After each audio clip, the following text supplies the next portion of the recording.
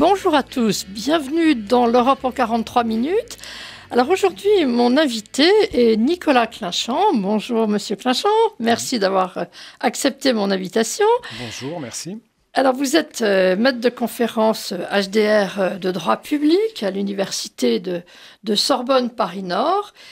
Vous êtes un spécialiste de l'Union européenne dans des domaines très importants qui sont la sécurité, notamment la défense.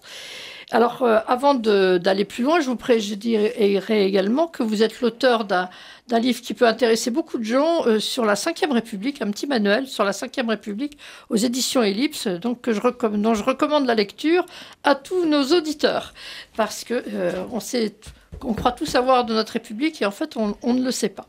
Alors, avec vous aujourd'hui, nous allons parler de diplomatie européenne. C'est un sujet qui, évidemment, dans les temps qui courent, est un sujet très important. On voit à quel point, dans une partie de l'Europe, la diplomatie a été remplacée, balayée par la guerre. Donc, on va s'intéresser à ce domaine.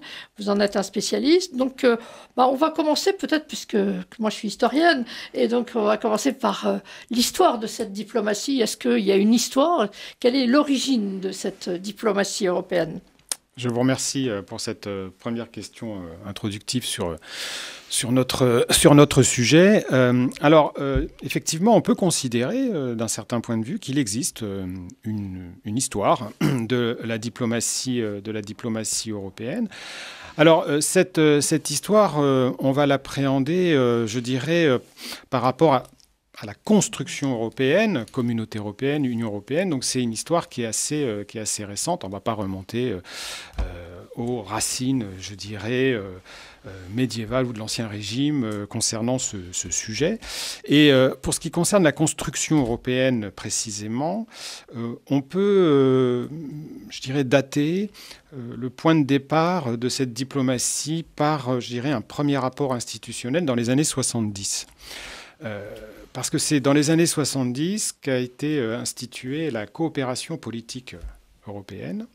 Et cette coopération politique européenne a été la voix de l'Europe des Neuf lors de la conférence d'Helsinki sur la sécurité et la coopération en Europe en 1973. Alors c'est important, je vous coupe, excusez-moi, on est en pleine guerre froide, encore en guerre froide à ce moment-là, donc on est dans un contexte compliqué. Complètement, c'est la guerre froide, c'est un contexte compliqué et cette conférence sur la sécurité et la coopération en Europe en 1973, elle avait pour objectif de mettre autour de la table d'un côté l'Europe de l'Ouest et de l'autre l'Union soviétique et l'Europe de l'Est. Et finalement, c'est dans ce premier acte d'ailleurs qu'on va voir se dessiner, je dirais, des signes de faiblesse du côté de l'Union soviétique qui vont ensuite se précipiter avec la chute du mur de Berlin en 1989 puis plus tard la disparition de l'Union soviétique.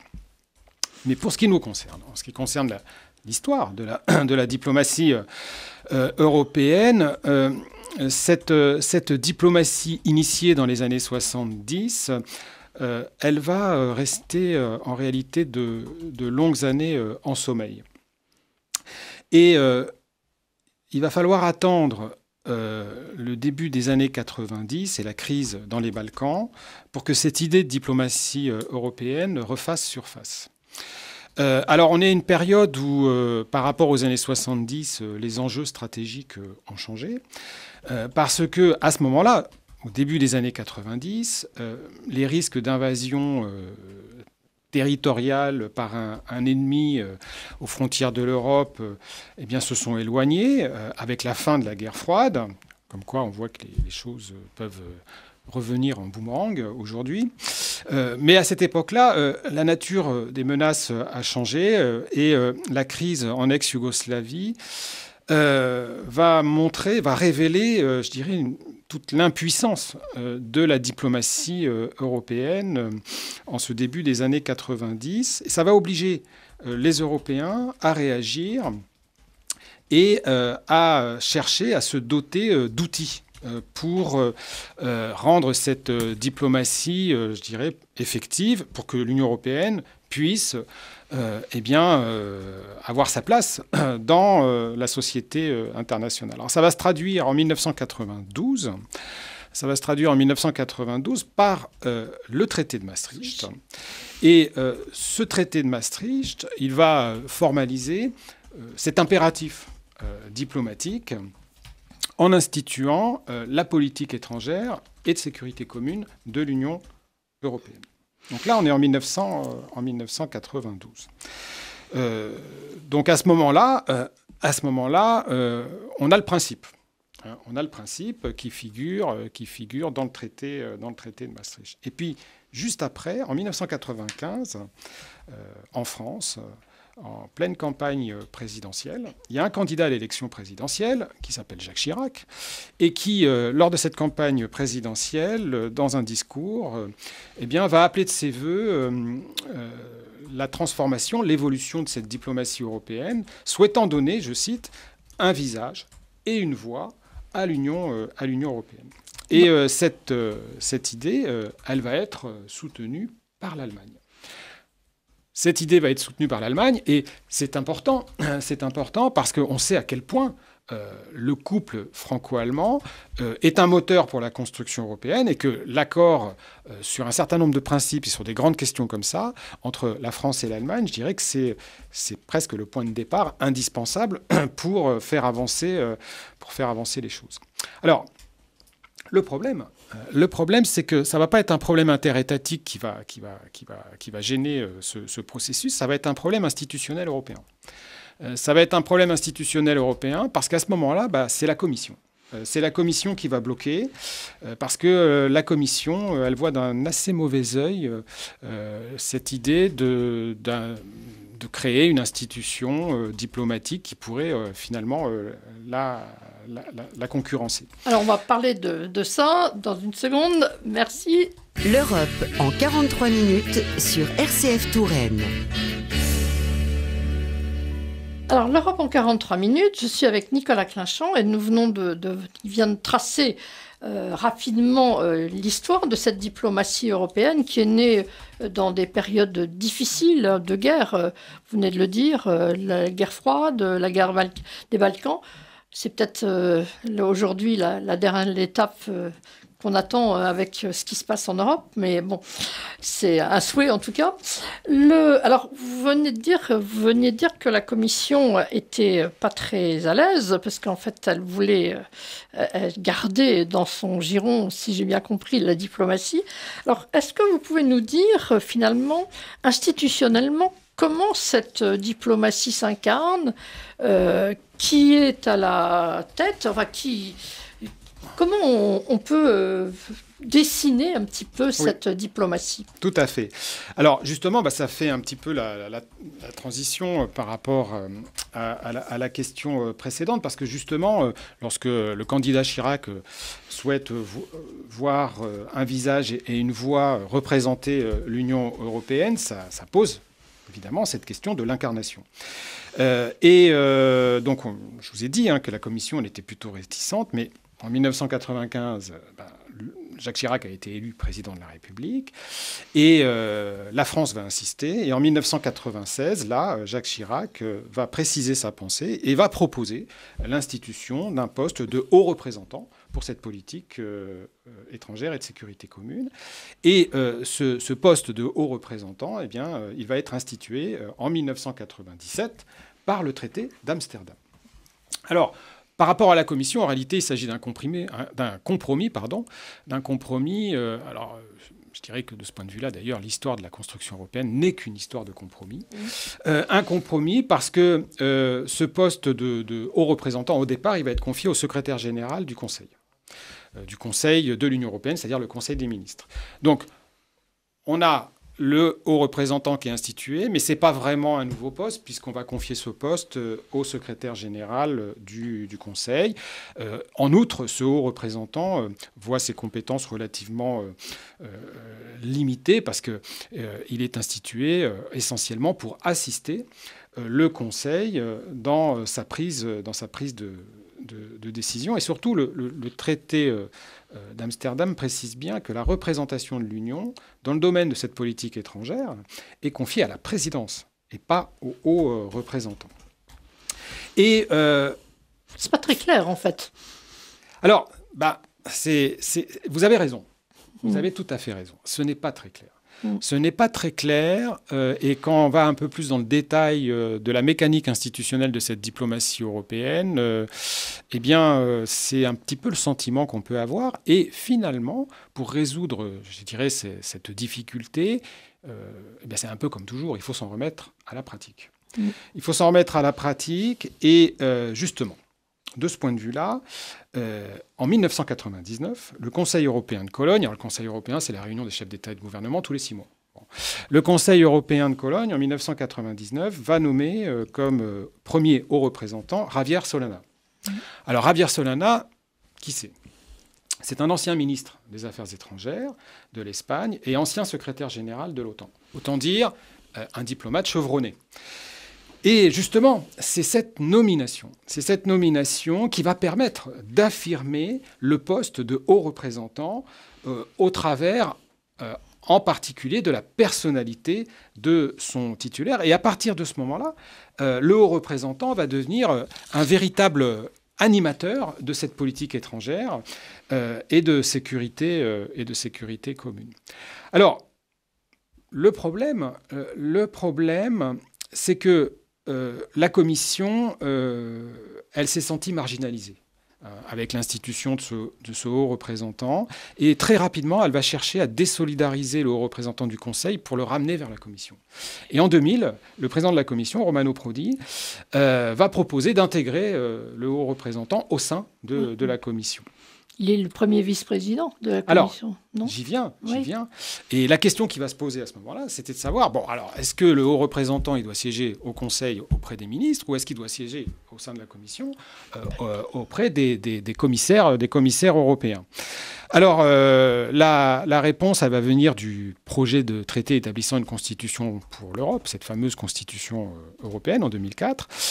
Et en réalité, là encore, c'est la voie du compromis qui va être choisie parce que ce haut représentant, alors d'ailleurs, pour le symbole, puisqu'on est dans l'ère constitutionnelle à ce moment-là, le poste de haut représentant est remplacé par celui de ministre des Affaires étrangères de l'Union européenne. Et ce ministre des Affaires étrangères, il aura un pied dans la Commission et un pied dans le Conseil. Puisqu'il va présider le Conseil dans la formation Affaires européennes, les ministres des Affaires étrangères. Donc il reste proche du Conseil, dont il est mandataire d'ailleurs, c'est ce que précise la Constitution européenne, et donc il va continuer à exécuter les décisions du Conseil en la matière, mais en même temps, ce ministre des Affaires étrangères, il va avoir un pied dans la Commission, puisqu'il va être nommé vice-président de la Commission, donc il va être également proche de la Commission, et d'ailleurs, en tant que membre de la Commission, il est soumis à toutes les procédures, à toutes les règles de fonctionnement de cette commission. Est-ce que être partout, c'est être nulle part ? Alors, parce que c'est un peu... Quand je vous écoute, je me dis, finalement, c'est un peu bâtard comme statut. Alors, vous avez tout à fait raison de le remarquer, parce que cette question, en réalité, elle appelle à s'interroger sur la situation du haut représentant, d'un côté, qui effectivement a un pied au sein du Conseil, un pied au sein de la Commission.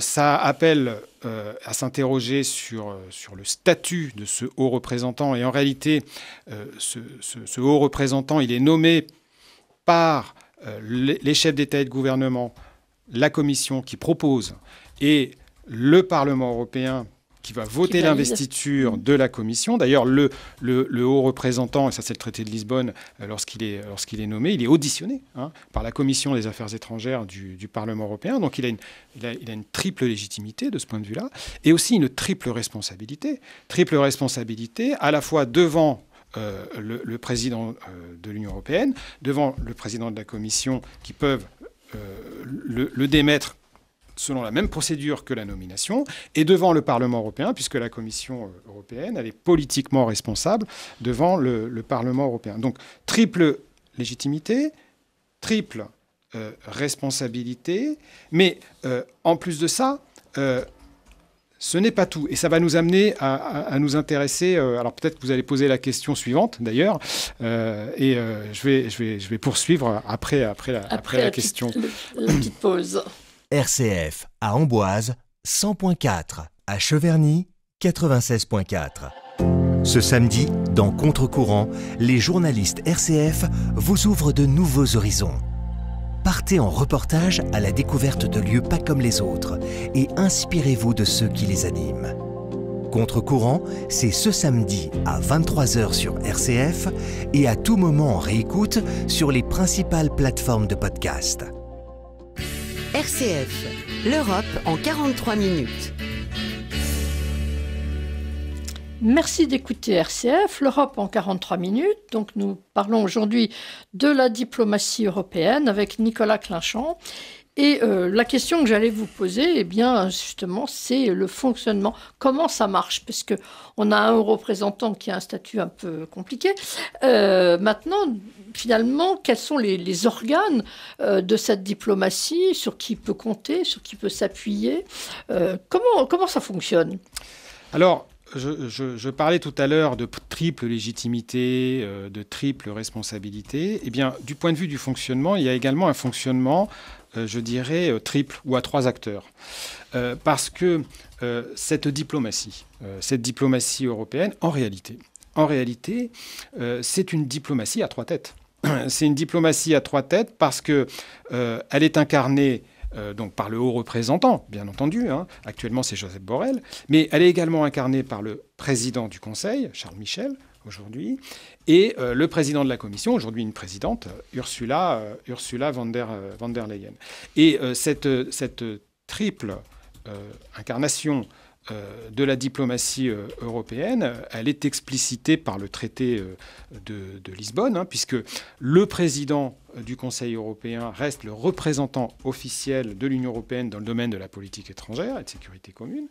La Commission assure la représentation extérieure de l'Union, à l'exception notamment de la politique étrangère et de sécurité commune, c'est ce que disent les textes, et le haut représentant conduit et exécute cette politique étrangère. Ce sont les 3 principales informations relatives à ces trois acteurs de la diplomatie européenne.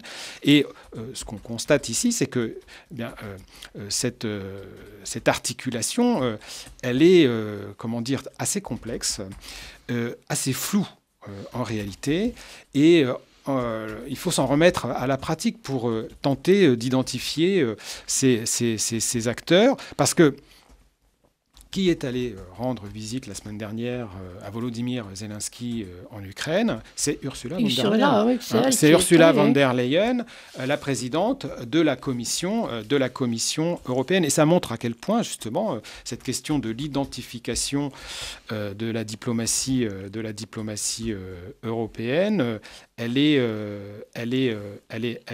complexe. Alors, je dirais que si on compare avec la situation en droit interne, en droit constitutionnel avec un État, c'est pas si original que ça, parce que du point de vue du droit interne, eh bien là aussi la diplomatie, c'est quoi? C'est, je dirais, un subtil mélange de dispositions constitutionnelles, de pratiques qui mettent en relation le chef de l'État, le chef du gouvernement, le ministre des Affaires étrangères. Et si on regarde un petit peu l'articulation de tout ça, ce n'est pas simple non plus. Et puis, là encore, c'est la personnalité des uns et des autres qui va être déterminante. Je vais vous donner deux exemples. Est-ce qu'on peut mettre sur un même plan la relation entre Bernard Kouchner et Nicolas Sarkozy et la relation entre Laurent Fabius et François Hollande? Dans la pratique, je dirais, pas vraiment, parce que dans la pratique du temps de Nicolas Sarkozy, Nicolas Sarkozy n'hésitait pas à contredire son ministre des Affaires étrangères, alors que Laurent Fabius avait cultivé une certaine autonomie vis-à-vis de François Hollande. Et moi, ça m'a rappelé d'ailleurs cet épisode-là, l'époque où Laurent Fabius était Premier ministre, et à propos d'un autre François Mitterrand, celui-là, il avait eu cette phrase que certains connaissent, il avait dit « lui, c'est lui, moi, c'est moi ». Alors, avec François Hollande, il n'a pas eu besoin de répéter cette formule. Il n'y avait pas beaucoup de risques. De répéter cette formule, dont je dois préciser d'ailleurs que lorsqu'il avait dit ça à propos de François Mitterrand, il l'avait fait parce que François Mitterrand lui avait donné le feu vert. Oui. Alors, en fait, on a l'impression, quand je vous écoute, j'ai l'impression devoir décalquer au niveau de l'Union européenne ce domaine réservé qu'est la diplomatie, qu'est l'action extérieure et qui est le domaine réservé quasiment, peut-être pas constitutionnellement complètement, mais au chef de l'État. Oui. Alors, il y a quand même un service qui est le service européen d'action extérieure. Est-ce que vous pouvez nous en dire un mot de... Tout à fait. Merci. Alors d'abord sur le domaine réservé, juste une petite remarque. Sous la Ve République, il n'y a pas de domaine réservé. Et d'ailleurs, au tout début de la première cohabitation en 1986, François Mitterrand l'avait rappelé. Et finalement, je dirais que c'est un peu la même chose au niveau de l'Union européenne. Il n'y a pas de domaine réservé en ce qui concerne cette politique étrangère. Alors sur le service européen pour l'action extérieure, effectivement, le haut représentant s'appuie sur un service européen pour l'action extérieure. Je dirais que c'est une sorte de Quai d'Orsay bruxellois. Et d'ailleurs, l'institution de ce service, elle est prévue par le traité de Lisbonne.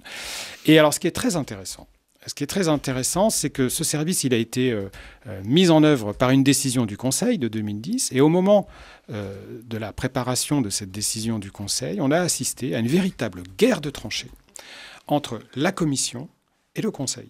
Parce que du côté de la Commission, elle voulait que siègent au sein de ce service des fonctionnaires, les hauts fonctionnaires de la Commission et de l'Union européenne. Et de l'autre côté, le Conseil, lui, il souhaitait que siègent au sein de ce service des diplomates ressortissants des États membres. Et là, on a vu s'affronter finalement ces deux conceptions de la diplomatie, et je dirais même de l'Union européenne, avec d'un côté une commission en faveur d'une diplomatie intégrée, composée et outillée avec des fonctionnaires européens, avec le label bruxellois, et de l'autre, le Conseil, évidemment, la réunion des ministres et des souverainetés. Et donc le Conseil qui a défendu bec et ongle une composition formée par des diplomates ressortissants des États membres. Alors, qu'est-ce que ça a donné ? Eh bien, comme d'habitude, ça a donné un compromis. Et ce service européen pour l'action extérieure, il est composé à la fois de fonctionnaires européens et de diplomates ressortissants des États membres. Et ils servent à quelque chose ? Ils font quelque chose ? Alors, tout à fait. Alors, bien sûr, ils servent à quelque chose. Et la diplomatie, vous savez, elle n'est pas toujours visible, mais elle est toujours utile. Et donc, ces fonctionnaires et diplomates, ils servent à quelque chose. Et alors, ce qui est très intéressant, c'est, je dirais, la définition de leur mission. Parce que la définition de leur mission, ça consiste à assister, évidemment, le haut représentant, parce qu'ils sont placés sous l'autorité du haut représentant, d'accord ? Mais ils assistent également le Conseil dans la formation Affaires étrangères, ils assistent également la Commission, et ils assistent également dans leur mission les diplomates des États membres. Et donc on voit bien finalement ce subtil réseau entre les institutions européennes, les États membres, la diplomatie européenne, la diplomatie des États membres. Alors, on voit tout cet ensemble de moyens, d'organes qui travaillent. Est-ce que à l'intérieur des États, est-ce qu'ils sont relayés ? Est-ce que cette diplomatie européenne, est-ce qu'elle a des vrais relais ? Est-ce qu'elle est bien perçue dans son fonctionnement dans les États ? Je me posais la question en vous écoutant, en fait, finalement, est-ce que les Français ou les Allemands perçoivent ce fonctionnement de la diplomatie ou c'est un domaine qui est encore très opaque ? Alors ça dépend qui. En réalité, ça dépend qui, parce que dans les chancelleries, évidemment, la diplomatie européenne, c'est le quotidien. Donc de ce point de vue-là, je dirais qu'il n'y a pas de grosses difficultés, d'autant plus qu'au sein de ce service européen pour l'action extérieure, on trouve aussi des diplomates ressortissants des États membres. Donc ça, effectivement, il n'y a pas de difficulté de ce point de vue-là. Après, là où c'est plus compliqué, c'est du point de vue, je dirais, des opinions publiques. Parce que pour les opinions publiques, tout ça, c'est quand même très compliqué, très opaque, comme vous le dites. Parce que, d'abord, les opinions publiques n'ont pas forcément une connaissance très pointue des institutions européennes. Alors, je ne dirais pas que les opinions publiques ont également une connaissance pointue des institutions nationales, mais l'appréhension n'est pas la même. C'est-à-dire que vis-à-vis des institutions nationales, il y a l'aspect culturel, je dirais, qui fait que même si on n'est pas spécialiste de droit constitutionnel, on comprend bien quand même certaines problématiques, certaines thématiques. Et c'est vrai que les opinions publiques nationales, je vais vous donner un exemple qui montre à quel point c'est difficile pour ces opinions publiques de véritablement comprendre les enjeux européens. Il y a 2 sondages qui ont été... il y a tout le temps des sondages qui sont réalisés sur les institutions européennes. Et je vais vous donner les résultats de 2 sondages sur ces questions-là. En 2021... donc en Allemagne, il y a eu une alternance politique. La gauche a gagné les élections et aujourd'hui, le nouveau chancelier, c'est Olaf Scholz. Et le contrat de coalition allemand qui a été adopté par les sociodémocrates du SPD, les libéraux du FDP et les Grünen, est beaucoup plus audacieux que ce qui existait auparavant du temps d'Angela Merkel. On trouve par exemple dans ce pacte de coalition le terme de souveraineté stratégique de l'Europe, de fédéralisme européen, etc. Eh bien, il y a un sondage du 8 décembre 2021 selon lequel 58% des Français se disent partager les idées d'Olaf Scholz. On est en 2021. En 2019, lors des élections européennes, et c'est vrai que les élections européennes, évidemment, elles ont tendance un peu à tendre les opinions publiques, à durcir un peu les choses. Eh bien, lors des élections européennes de 2019, il y a un sondage qui montrait que 70% des Français interrogés s'étaient prononcés pour l'édification d'une Europe des nations qui préserve la souveraineté des États. Donc vous voyez, entre 2019 et 2021, on prend 2 sondages. Il y a un sondage qui va dire qu'on est plutôt favorable à la souveraineté européenne et l'autre qui va dire exactement le contraire. Difficile de s'y retrouver.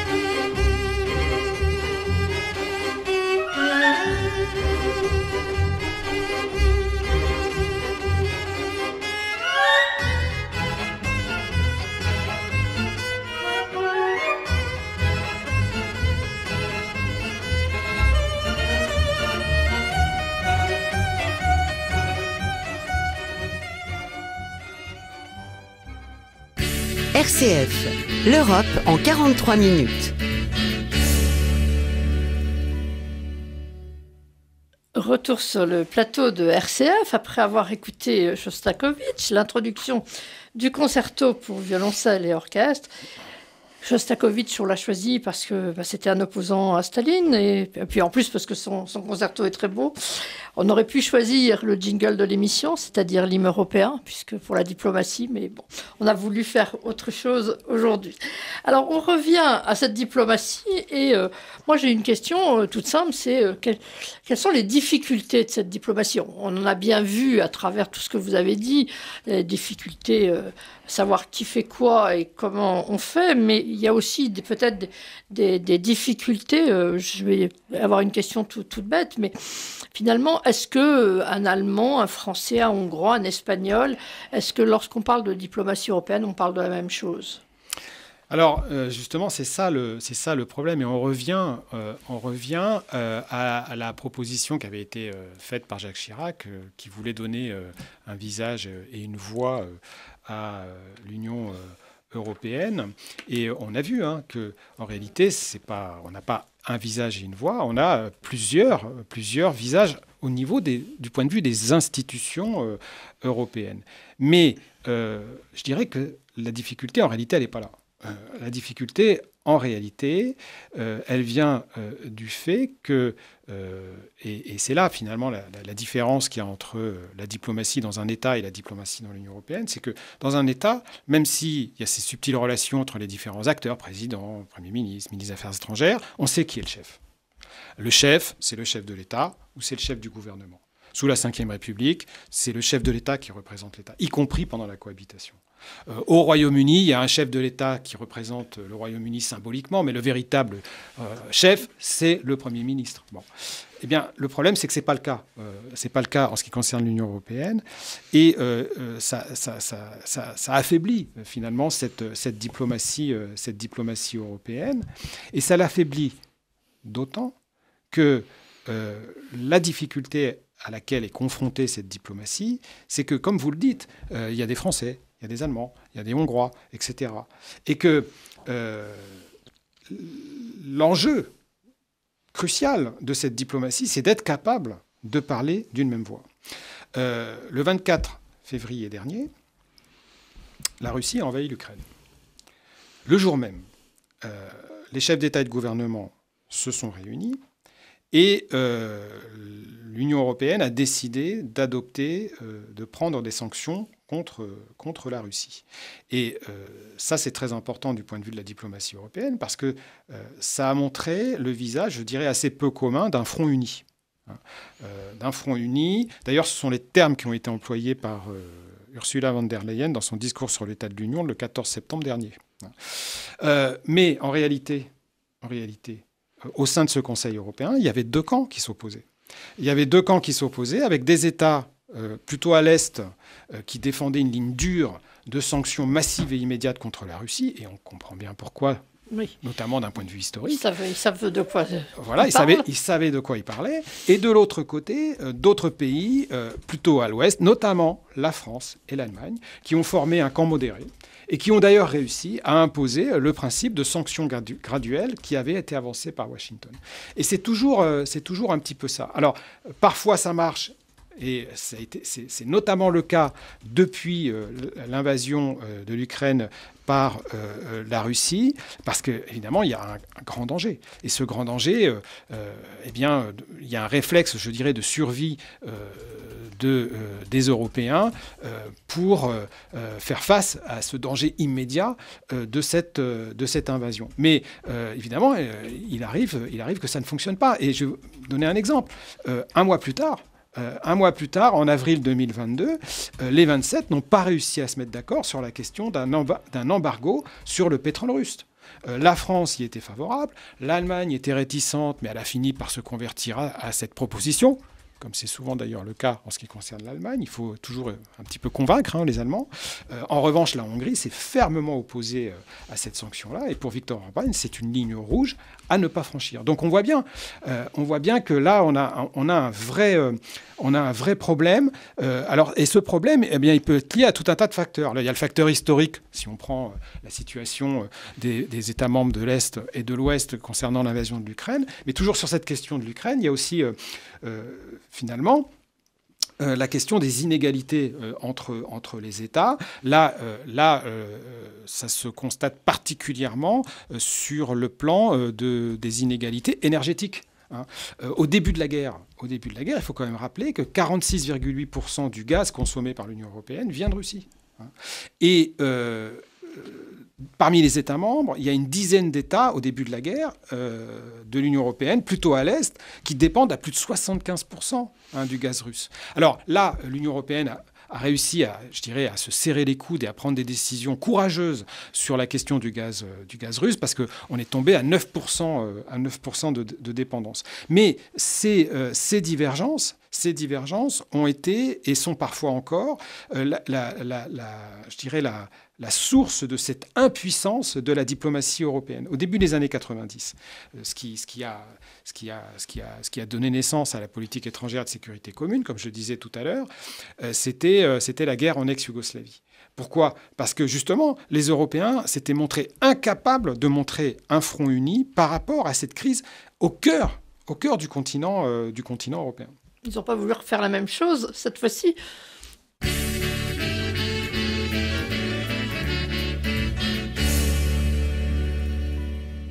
Alors nous entamons la dernière partie de notre émission consacrée à la diplomatie européenne et on voit bien ce que vous venez de dire sur les difficultés. J'ai pensé tout de suite à la réaction de la Lettonie devant le problème des visas russes qu'elle refuse pour l'instant. Et on le comprend quand on sait à quel point la présence russe angoisse la Lettonie, ce qui pose un problème, à mon avis, diplomatiquement à l'Union européenne en ce moment. Est-ce que cette Union européenne, dans les quelques minutes qui nous restent, est-ce qu'elle a des succès ? Est-ce que sa diplomatie a des succès ? Alors évidemment, se poser comme ça peut ne pas vouloir dire grand-chose, mais en fait, qui juge une réussite ? Quand on dit succès, il faut qu'il y ait quelqu'un qui dit ça a marché. Une guerre, il y a un vainqueur, un vaincu, mais la diplomatie... Qu'est-ce qui marche ? Qu'est-ce qui a marché ? Dites-nous qu'il y a quelque chose, quand même. Alors, cette diplomatie, je dirais comme toutes les diplomaties, elle fonctionne. Et c'est, je dirais, le propre de la diplomatie, c'est que bien souvent, elle fonctionne dans la discrétion. Mais néanmoins, on peut effectivement relever un certain nombre de succès de cette diplomatie, et je dirais dès l'origine, dès les années 70. Dès les années 70, il ne faut pas oublier que justement en 1973, c'est dans le cadre de la coopération politique européenne que les 9 vont préparer la conférence d'Helsinki sur la sécurité et la coopération en Europe, et qui vont obliger l'Union soviétique et le bloc de l'Est à se mettre autour de la table. Et l'enjeu, c'était quoi ? L'enjeu de cette conférence, c'était une sorte de marché qui avait été passé entre l'Est et l'Ouest. D'un côté, les soviétiques et le bloc de l'Est avaient accepté que l'Europe de l'Ouest parle de la démocratie, des droits de l'homme, et de l'autre côté, les Européens de l'Ouest avaient accepté finalement le